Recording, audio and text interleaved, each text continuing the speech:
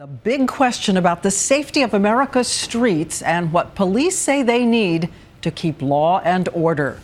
The tactic is called Stop-And-Frisk, and today a judge dealt it a major blow, saying it could open the door to racism. So tonight, police are fighting back. ABC's senior justice correspondent Pierre Thomas takes us into the heart of the battle. It's encounters like these that have fueled the fury. Minorities claiming that they are routinely targeted by the NYPD Stop-And-Frisk program in blatant racial profiling. Kasim Walters says it happened to him. I remember them banging my head into this. And he told ABC's Bill Weir it's happening too often. How many times have you been stopped and frisked? 7 times. 7 times? Yes, sir. And you're how old?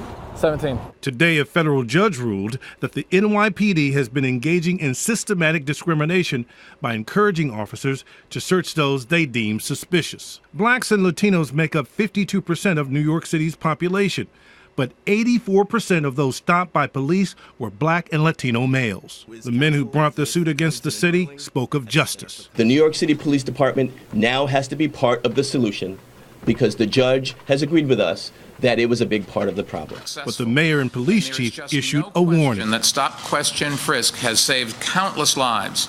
And we know that most of those lives saved, based on the statistics, have been black and Hispanic young men. The judge is requiring a monitor to oversee NYPD practices and calling for a trial program for some officers to wear cameras to record arrests, as they do in an increasing number of cities. The ruling could have enormous implications. Stop and frisk is a pretty widely used tactic by police across the country, right? It's New York City. They've cut homicides significantly. At the same time, how do you balance preventing homicides and constitutional rights? That's the real challenge here. Today, on a separate front, the Attorney General said there's simply too many people in prison, and he called for measures to reduce that population, primarily nonviolent offenders, Diane. And nonviolent drug offenders will be the main target, you think?